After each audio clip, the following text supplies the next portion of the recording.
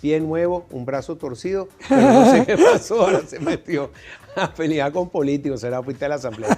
Luis Vicente León, para mí es un honor, un placer tenerte.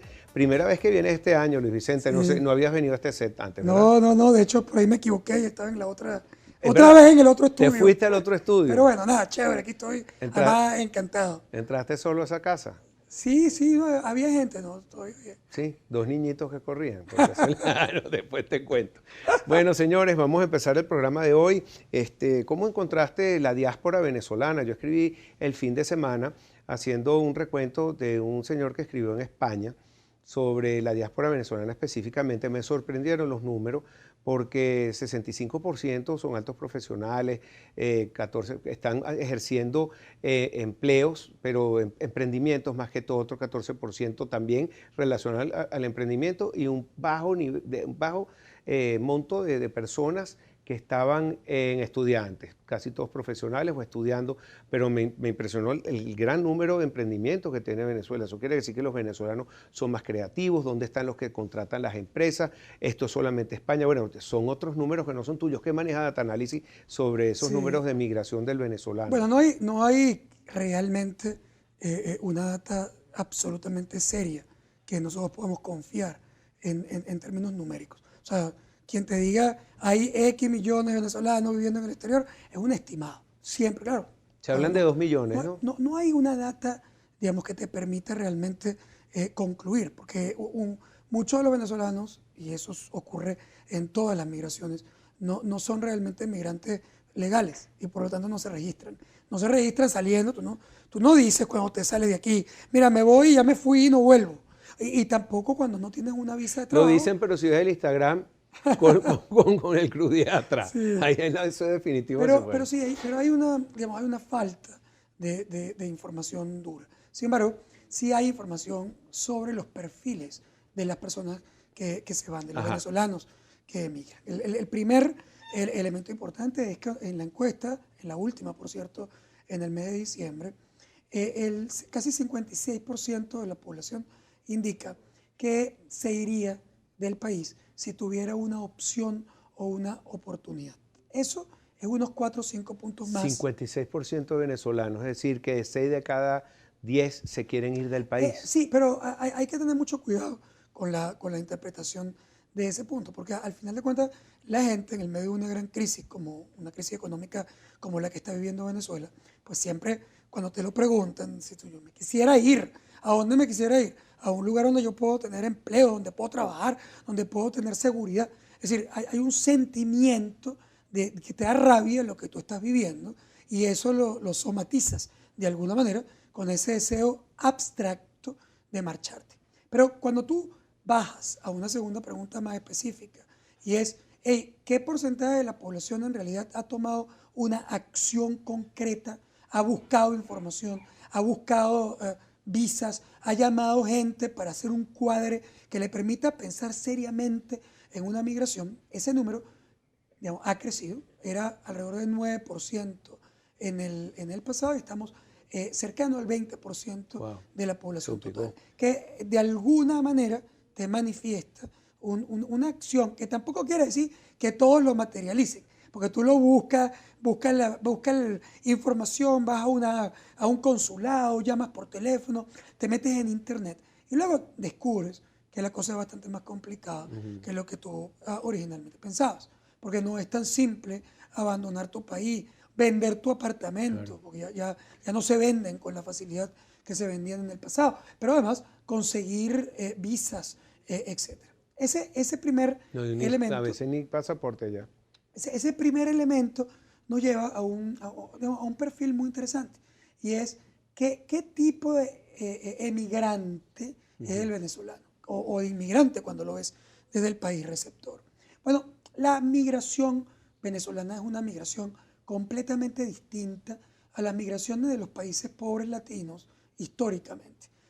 ¿Quién se iba de Perú, de Ecuador, de Bolivia, de Colombia en el pasado? Bueno, normalmente se va la persona que podía tener el mayor nivel de mejora con respecto a su vida cotidiana. Por ejemplo, un parquero en Bogotá, o un parquero en Lima, o un parquero en La Paz, no podían ni comprar una casa, ni comprar un carro, ni poner a sus hijos a estudiar en un colegio relativamente adecuado. Eso no existe, como tampoco un parquero en Caracas. Cuando tú lo llevas y lo proyectas a un parquero en Miami o un parquero en Madrid, el trabajo de esa persona es completamente distinto en términos, primero, económicos, porque lo que recibe en ingresos quizás es pequeño en la escala o en la pirámide de ingresos de ese país, pero es suficiente, por ejemplo, para alquilar un apartamento. Es suficiente para comprar un carro. Y Para sin duda, un lease, por ejemplo. y sin duda, sus hijos pueden estudiar en un colegio bastante bueno, público, pero bastante bueno, que le asignan automáticamente dependiendo del lugar donde está. Ese cambio de vida, del estatus de vida, es brutal. Y por lo tanto es perfectamente racional que una persona de ese nivel en cualquiera de los países latinos quiera emigrar a un país desarrollado que le cambia su estatus de vida. Pero ese no es el caso venezolano. El emigrante venezolano es, por perfil, algo como el que tú acabas de describir. ¿Quién se va? Se va paradójicamente los profesionales jóvenes, pero profesionales, o los profesionales no tan jóvenes de algunas profesiones muy particulares. Por ejemplo, tú consigues grandes, los americanos llamarían clusters, grupos o segmentos que se van completos. ¿Quién es proclive a irse? Los jóvenes recién graduados tienen una altísima probabilidad de marcharse. ¿Por qué? Porque cuando ellos empiezan a chequear sus posibilidades de expansión como un profesional, no pueden comprar un carro, no pueden comprar un apartamento, no pueden casarse, porque no les da el ingreso que pueden obtener para poder hacer su vida en Venezuela. ¿Qué otro tipo de profesional, digamos, tiene un perfil de huida? Un perfil de huida lo tienen los médicos.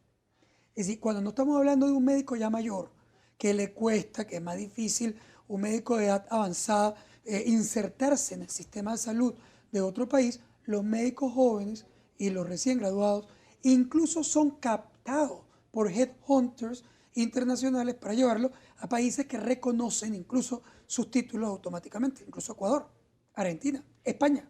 Es decir, donde hay homologación de los títulos muy fáciles de los médicos. Otro grupo o clúster muy importante en la migración ya tiene que ver con un tema religioso, los judíos. Es decir, los judíos tienen una altísima tasa de migración desde Venezuela. Son judíos ¿Quiénes venezolanos. se quedan, los mayores? Se quedan los mayores o se quedan personas, bueno, hay profesiones que son muy difíciles de transportar, de trasladar. Pero bueno, en todo caso, hay, por ejemplo, una gran penetración de la migración judía. ¿Por qué? Bueno, porque quizás también son muy sensibles a los temas, digamos, de discriminación, etcétera, porque lo han vivido a lo largo de su historia y van protegiendo. Aquí ya tienen su gueto, por decirlo así, como lo tienen distintos, no claro. Quiero discriminar por el término, sino que viven en Los Chorros, por ejemplo, que en Caracas, viven en su hebraica, tienen su núcleo donde se sienten seguros. Sí, pero entonces muchos emigran, básicamente, ¿por qué? Bueno, porque quieren protegerse, digamos, como familia, protegerse en la seguridad, proteger sus negocios y su patrimonio, porque sienten, incluso por su propia historia, que están en riesgo.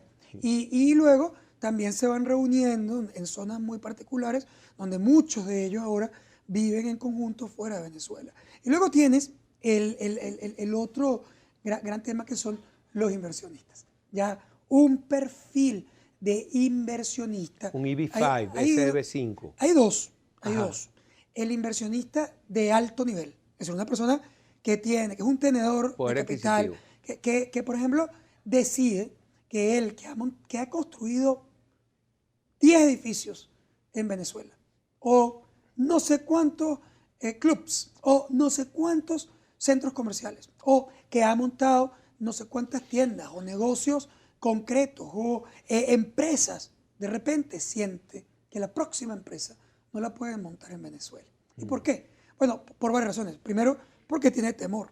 Hay un temor ¿a qué? Hay un temor a que el modelo económico venezolano destruya el valor de su patrimonio, que el negocio quiebre, que lo expropien, que le controlen los precios y puedan incluso apresarlo por una acción de control. Entonces, todo esto te lleva a tomar decisiones de sacar los recursos e invertirlos en otros países. Seguimos con el tema, tenemos que ir a una pausa. Luis Vicente León, gracias. Bien, y también quiero saber cuáles son los países que prefieren. ¿No? Vamos a alimentos, medicina, hartos de la situación. ¿Qué te dice la gente? Sí, a ver, la mayoría de la población indica que su deseo de marcha, tanto cuando lo deseas como cuando lo ejecutaste. Nosotros tenemos estudios, sobre todo en Internet, donde participan los venezolanos ya migrados.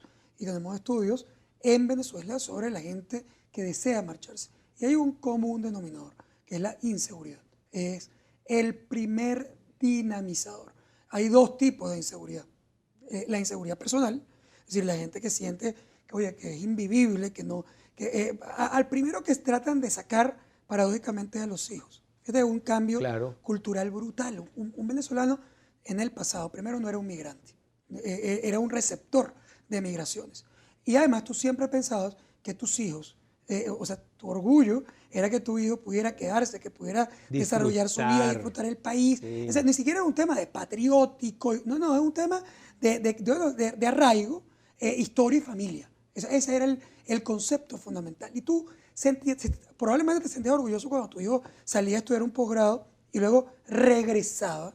Y entonces era una persona que iba a desarrollar cosas en su país. Hoy, la familia venezolana promedio, digamos, prácticamente quiere que su hijo se vaya tan pronto termina bachillerato. O sea, si tiene la opción, obviamente las opciones no son iguales en la base de la pirámide porque no tienen recursos o porque les es difícil el tema visa, información, etcétera, pero una clase media venezolana que son especialmente proclives a la migración, o sea, sus hijos prácticamente lo tiran, es decir, los patean. Más bien a veces son los hijos los que les dicen que no quieren irse, pero porque el padre o la madre lo que quiere es que el hijo se vaya. ¿Por qué? Porque no soporta la presión del niño saliendo el miércoles, el jueves, el viernes, el sábado, en el medio de una gran inseguridad, se sienten estresados, que lo secuestren, que lo maten. Entonces, la primera es vete, claro, ahí hay un vete a estudiar, pero ese vete a estudiar que en el pasado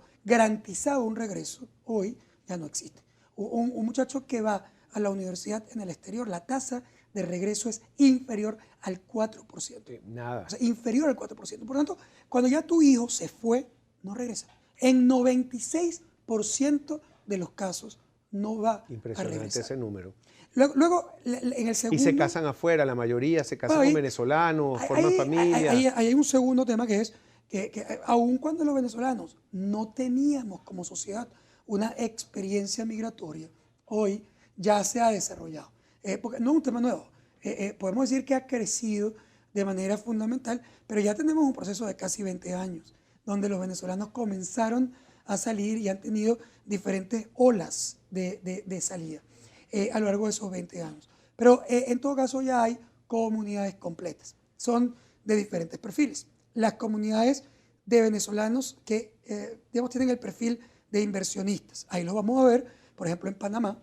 Claro, arrancaron los inversionistas grandes que podían financiar proyectos de altísimo nivel y que fueron siempre hiper bien recibidos en Panamá porque estaban recibiendo recursos e inversionistas sofisticados que trasladaron inversión de Venezuela a Panamá o a Bogotá.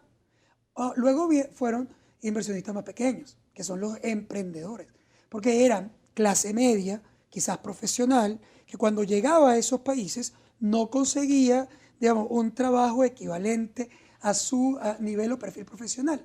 Es decir, un ingeniero que no podía insertarse a ser ingeniero equivalente a lo que podía hacer en Caracas. Y entonces, ¿qué hacía? Desarrollaba un emprendimiento. A lo mejor era un restaurante. Mira los carritos de arepas que hay en todas partes del mundo y el negocio de arepas se ha convertido en un boom internacional. Bueno, yo te voy a echar un cuento que es una anécdota sobre ese tema de las arepas en Miami. Yo tuve la oportunidad, fui a visitar a una persona enferma en un hospital en Miami. Mientras estaba esperando a la hora de visita, en el jardín había como una feria. Es decir, y la feria, bueno, vendían cosas, comida, no sé qué, y había un carrito de arepas. Era una pareja de clase media venezolana, yo no lo conocía, pero cuando me acerqué al carrito de arepas, los dos señores, era un verano, hacía un calor horrible, se le metía el calor de la plancha de la arepa a aquel par de personas, sudaban la gota gorda, aquello era realmente inhumano, digamos, el esfuerzo que ellos estaban haciendo, ¿no? Cuando me vieron, me Luis dicen, hola Luis Vicente. Vicente, ¿cómo estás? ¿Y tú vives en Venezuela? Y yo le digo, sí, yo vivo en Venezuela. Ay, pobrecito, qué lástima te tengo.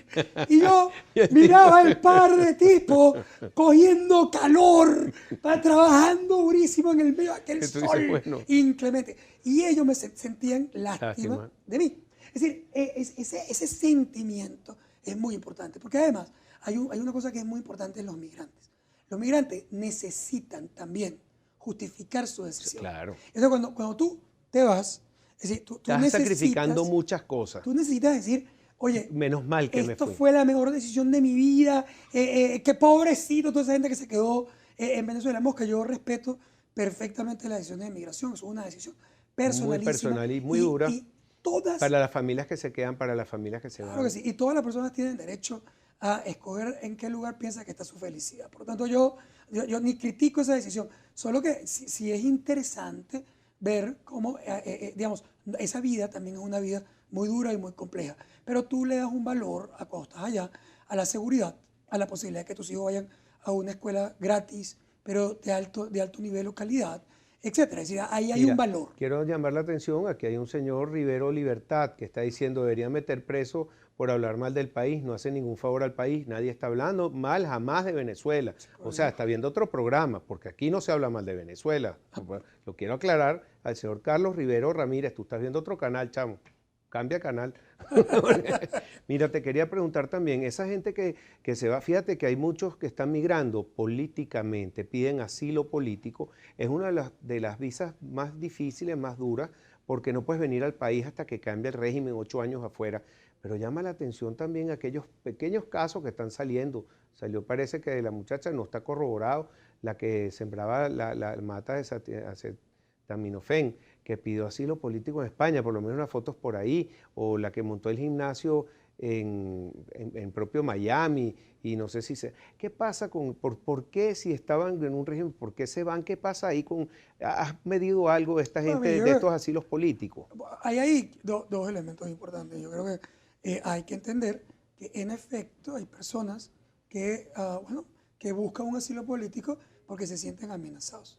Se sienten amenazados, se sienten perseguidos. Mira, por ejemplo, para cualquier país desarrollado, Pedro, el fenómeno, por ejemplo, de la lista Tascón es más que suficiente para justificar un asilo político. Es decir, las personas fueron incorporadas en una lista que les permitía al Estado saber quién había firmado en contra de un referéndum. Por cierto, una firma que era legal, cumpliendo un derecho constitucional para solicitar un referéndum que fue incorporado en la Constitución por el presidente Chávez. Y esa lista existió. Y esa lista le costó, por ejemplo, el empleo a muchas personas. Y le costó que no pudieran trabajar o hacer contratos con empresas del Estado durante muchísimo tiempo. En algún momento el presidente Chávez dijo, hasta aquí llegamos con ese tema de la lista Tascón, eso se acabó y aquí no se va a volver a ver esa lista Tascón. ¿Te recuerdas? Ese proceso existió. Bueno, para una persona que perdió su empleo y que no podía trabajar con el Estado y que además ese era además su trabajo, su actividad principal, eso es una violación de derechos humanos y puede ser considerada una persecución. Y por lo tanto, cuando van, se sienten con la posibilidad de pedir un asilo político. Y hay muchas personas además que han sido atacadas verbalmente o que pierden su empleo, lo despiden por votar en contra, por no ir a una marcha. Es decir, todo eso conforma motivos por los cuales alguien puede pedir un asilo político. Pero también hay un montón de gente que se aprovecha de esa figura para, queriendo migrar, buscar un asilo político que es falso, sí, claro, que simplemente no ha sido perseguido por nadie y que simplemente lo utilizan como una excusa para quedarse en el país receptor. Pero lo que llama la atención es cómo ese país receptor acepta eso si no ha habido se hacen sus shows, porque conozco algunos casos. Tenemos que ir a una pausa.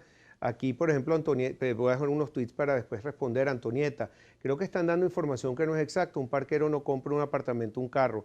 Creo que... Bueno, que puede vivir en un apartamento, lo alquila, de alguna lo manera comparte, pero y va compra su carro sin Sí, ninguna pues no duda. están indigentes en Entonces, en la calle. absolutamente. Al regreso seguimos con Luis Vicente León. Sigan escribiendo, lo que bien interesante, sus preguntas. Y el que sintonizó ese otro canal, y vas para todas partes del mundo. Hazme un resumen de cómo sientes a los venezolanos en distintas partes del mundo. Igual que viste ese señor en el carrito, bien interesante tu experiencia. Por ejemplo, en Miami, yo estuve en un show tuyo con Laureano Márquez y fue impresionante cómo te aplaudieron y cómo se sentían de unidos los venezolanos allá. Les pasa en todas partes, ¿cómo es esa experiencia? Sí, como decía, aunque no había una experiencia previa, el venezolano aprendió muy rápido a congregarse. Son gregarios, como las emigraciones que uno recordaba de otros países, que tú dices, oye, pero ahí están todos juntos. Entonces estaban los colombianos juntos, estaban los peruanos juntos, estaban los dominicanos juntos, incluso geográficamente en zonas particulares. Eso pasa muchísimo con los venezolanos, sobre todo en los grandes países receptores. Estoy hablando de Bogotá, en Colombia, estoy hablando en Panamá, estoy hablando en Dominicana, estoy hablando obviamente en Miami y todo el sur de la Florida, estamos hablando de España, que son, yo diría que esos son los puntos, los focos, digamos, principales receptores de venezolanos. Lo que sí es interesante es que son distintos las historias. Por ejemplo, en Estados Unidos hay grandes comunidades venezolanas. Son venezolanos ahí sí ya mucho más amplios, mucho más grandes, de diferentes niveles. Hay grupos de venezolanos que hacen muchísimo dinero trabajando en los Estados Unidos, que han sido exitosos y que tienen un estilo de vida, digamos, muy alto. Pero hay la mayoría de los venezolanos en la base de la pirámide profesional. Sí, son profesionales básicos que trabajan muy duro, tienen un sueldo, digamos, que no les permite una vida recontraholgada como la que tenían cuando visitaban los Estados Unidos de vacaciones. Es una vida difícil, compleja, pero bueno, pero con seguridad, con ¿cómo se llama? Educación para sus Más hijos, recortado. etcétera. Sí, distinto a lo que era su vida aquí, Sí, sí. equivalente. Porque ahí fíjate que es al revés. Es decir, así como el parquero, más allá de si puede, yo nunca dice que puede comprar un apartamento, sino que puede conseguir vivir en un apartamento, que aquí simplemente vive en un ranchito. Es decir, el proceso básico de expansión es gigante en los profesionales, ¿no? Un ingeniero que, digamos, en Venezuela tenía un estilo de vida en el pasado que probablemente era más confortable que el que tiene ese mismo ingeniero cuando emigra, no cuando trabaja en una empresa como expatriado, que tiene condiciones particulares y puede ganar dinero, sino cuando está haciendo esfuerzos para mantenerse ahí. Entonces, por ejemplo, muchos ingenieros trabajan como dibujantes porque no tienen la licencia para poder trabajar como ingenieros. Hay muchos médicos que trabajan como asistentes de un médico y odontólogos que son asistentes de un odontólogo porque no pueden accesar a su mismo nivel. Pero sin embargo se sienten, bueno, de nuevo, más seguros, creen que su vida es mejor, aunque es más ruda y más dura y más difícil. Yo tengo una prima que siempre dice, bueno, si tú te mudas de Venezuela, igual terminas en un gueto allá, sea lo que sea, porque tú sigues en un close-end community, esas comunidades cerradas, vas al colegio al lado y terminas con tus mismos grupitos amigos y terminas en lo mismo que en Venezuela, que tú por cuestiones de seguridad vives en tu pequeño gueto también, donde vas a tus 3 o 4 sitios donde te sientes seguro y tu horario perfecto. Ahora, hay una cosa que tú pusiste sobre la mesa que a mí me parece importantísima, que es lo que perdemos. Es decir, porque la migración, de nuevo, yo respeto totalmente las decisiones de las personas que consideran bueno, o que se tienen que ir, o que les conviene irse, o que quieren buscar la felicidad en otro lado. Repito, eso es una decisión personal y cada quien tiene todo el derecho a hacerlo. Y no hay ninguna crítica para ellos. Pero el país, como país, sí pierde muchísimo con esa migración. Claro. Así como los países ganan con las inmigraciones, después te sientes mal, pelea, hay xenofobia, pero los países ganan con las migraciones, ganan en todo sentido, ganan en inversiones, ganan en diversidad, ganan en apertura, ganan en cultura. El país que está enviando sus jóvenes Aquí pierde. lo dijo en esa misma silla Juan Pablo Larqueaga, presidente con Industria, lo que ha sufrido el país, que no consiguen cómo reponer a un ingeniero o un especialista que se va. Es brutal en diferentes áreas. El primero es la migración de talentos. O sea, tú emigraste, tú sacaste del país. De nuevo, no a la base solo de la pirámide, que ya es una pérdida, Sí. sino que sacaste a la capa profesional joven del país en un porcentaje muy elevado. ¿Y eso qué es? Una pérdida de capacidad productiva brutal. Además, todo lo que invertiste en el entrenamiento, formación y educación de esas personas se fueron a servir en la producción de otro lado. Y luego perdiste inversiones. Cuando tú paseas por Panamá y miras, oye, ese edificio está hecho por venezolanos, esa empresa está hecha por venezolanos, ese restaurante es de venezolanos, ese centro comercial es de venezolanos, ¿qué estás diciendo? Estás diciendo, ese centro comercial tenía que haber estado en Caracas y está en Panamá. Ese edificio tendría que haber sido construido en Maracaibo y está en Panamá.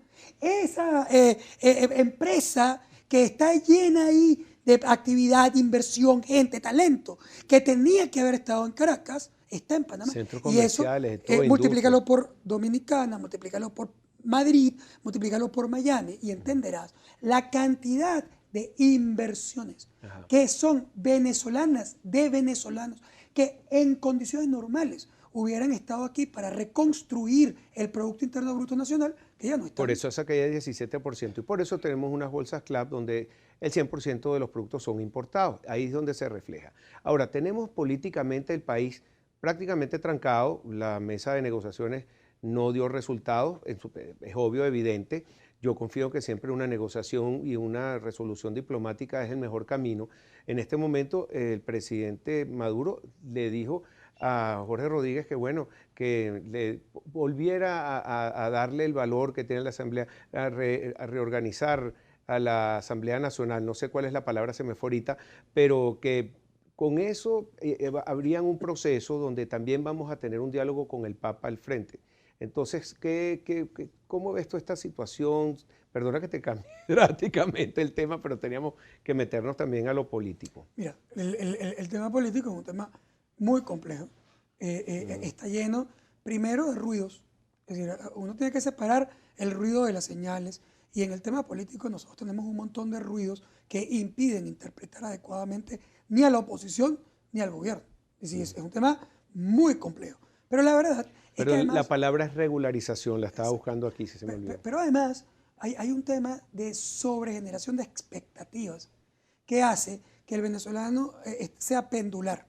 Tú el año pasado construiste unas expectativas de que ya esto estaba listo, que venía un referéndum. Primero elegiste una Asamblea Nacional, era mayoría calificada, iba a poder tomar todas las decisiones, cambiar el Tribunal Supremo de Justicia, convocar, o sea, en 6 meses estaba listo el presidente Maduro. Es decir, todo eso lo dijiste tú.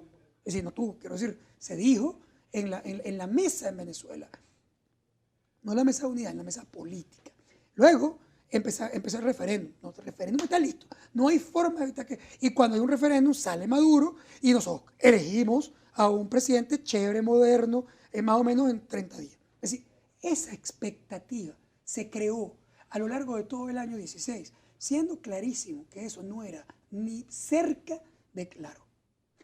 Lo único claro es que eso no era claro.